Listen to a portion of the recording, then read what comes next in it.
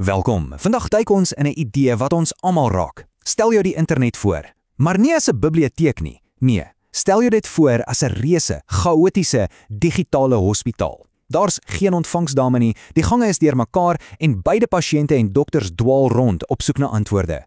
Kom ons probeer sin maak daarvan. Dink gou eerlik.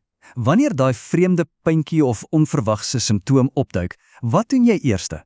Gryp jy dadelik die foon om jou dokter te bel of maak jy eers 'n nuwe oortjie in jou webblaaier oop? Ja, ek het so gedink. En kyk, jy's beslis nie alleen nie. Die syfers is oorweldigend. Volgens die Pew Navorsingsentrum het 'n massiewe 80% van ons wat online is, al vir gesondheidsinligting gaan soek. Dis nie meer 'n uitsondering nie, dis die norm. Dit het deel geword van hoe ons gesondheid hanteer. Jep, Dr. Google het die nuwe huisdokter geword, die eerste opinie wat ons kry. En hierdie digitale ruimte is nie net vir pasiënte nie. Dis waar dokters navorsing doen, waar hulle netwerk op plekke soos Twitter en waar pasiënte hulle self probeer opvoed. Dis 'n hele ekosisteem wat op sy eie leef. Goed, kom ons stap saam deur die deure van die pasiëntevleuel. Hier is die plek wat ons almal ken. Dis waar ons middernag sit en soek na antwoorde, bekommerd oor onsself of oor iemand vir wie ons lief is. En hier is waar die groot gevaarligte begin flikker.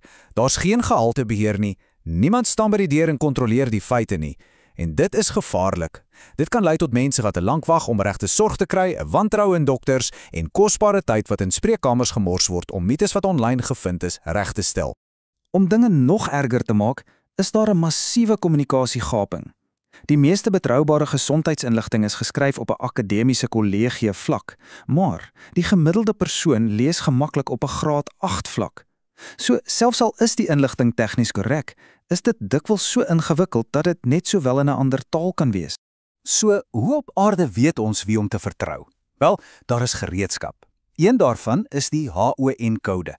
Dink daaraan soos 'n soort goedgekeur stempel. As 'n webwerf dit het, beteken dit hulle beloof om eerlike, deursigtige en objektiewe inligting te probeer gee. En hier's die skok. Hou vas. Slegs 18% van die gesondheidswebwerwe wat op pasiënte gerig is, het daardie stempel. Net 18. Dit beteken meer as 4 uit elke 5 webwerwe wat jy waarskynlik besoek, voldoen nie eers aan hierdie basiese standaard vir gelowigheid nie. Dis nogal skrikwekkend. Kom ons kyk na 'n paar baie ernstige mediese toestande. Navorsing oor vaskulêre gesondheid wys die prentjie selfs donkerder hier. Vir iets soos 'n aorta-aneurisme is die inligting se kwaliteit redelik, maar die leesbaarheid is swak. Vir spathare gemiddeld op sy beste. Dis nie juis gerusstellend nie. En hierdie aanhaling som die hele gevaarlike situasie perfek op. Aan die een kant plaas ons die pasiënte geweldige vertroue in wat ons aanlyn lees. Dit beïnvloed ons besluite. Aan die ander kant wys studie na studie dat die kwaliteit van daardie inligting wel, dis oral oor die plek. Dis 'n resep vir moeilikheid. Goed, kom ons draai die kamera nou om. Kom ons verlaat die pasiëntevleuel en gaan kyk wat in die doktersvleuel van ons digitale hospitaal aangaan. Want glo my, hulle is net so diep in hierdie wêreld as wat ons is.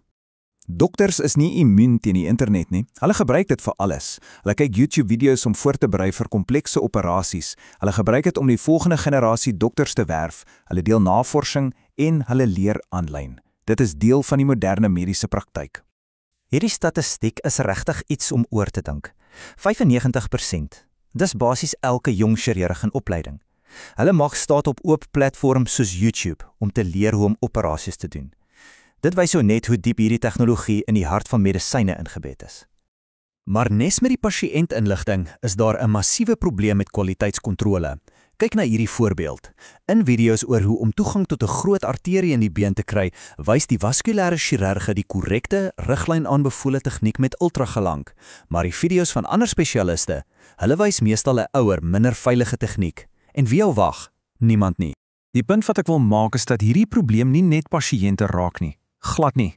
Hierdie grafiek wys dat 'n skokkende 83% van opleidingsvideo's oor 'n baie ernstige nekarterie-operasie van lae of medium kwaliteit is. Dit bewys dat die professionele inhoud aan presies dieselfde probleme lei. So nou, kom ons bring die twee wêrelde bymekaar. Die pasiënte en die dokters. Hulle ontmoet in die openbare binneplein, die wêreld van online dokterbeoordelingswebwerwe. Dis waar die publieke gesprek oor gesondheidsorg gebeur.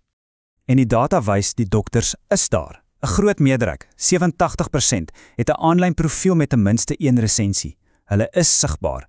Maar hier's die vangs. Die aantal resensies per dokter is gewoonlik bitterlaag. Dit dui op 'n gebrek aan werklike, diepgaande betrokkenheid van die publiek. En hoekom is dokters so stil op hierdie platforms? Wel, hulle is in 'n ongelooflike moeilike posisie. Streng privaatheidswette beteken hulle kan nie eers 'n vals bewering direk aanspreek sonder om pasiëntvertroulikheid te skend nie. Boonop kan enigiemand anoniem iets sê wat dit onmoontlik maak om klagtes te verifiseer. Maar ten spyte van al hierdie uitdagings, is die gevolgtrekking van die kenners duidelik. Om jou kop in die sand te steek is nie meer 'n opsie nie. Hulle argumenteer dat dokters proaktief moet raak, hierdie platforms moet leer navigeer en dit moet gebruik om hulself en hul veld te verborder.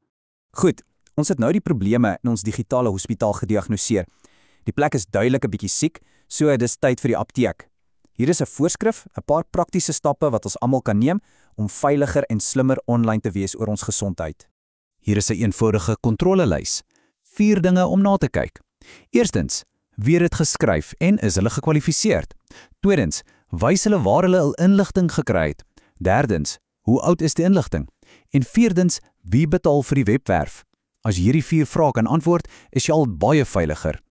So, as jy vandag net 'n paar dinge onthou, laat dit hierdie wees. Eerstens, die kwaliteit van pasiënte-inligting aanlyn is 'n dobbelspel. Tweedens, selfs die video's vir dokters kan onakkuraat wees. Derdens, dokters het 'n nuwe plig om op pasiënte te help om goeie bronne te vind. En laastens, ons almal, dokters en pasiënte, moet beter en meer kritiese digitale burgers word. En dit alles bring ons by een laaste groot vraag.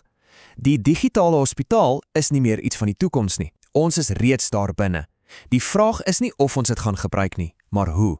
Is ons regtig voorbereid met die regte vaardighede en 'n gesonde dosis skeptisisme om die internet se pasiënt te wees?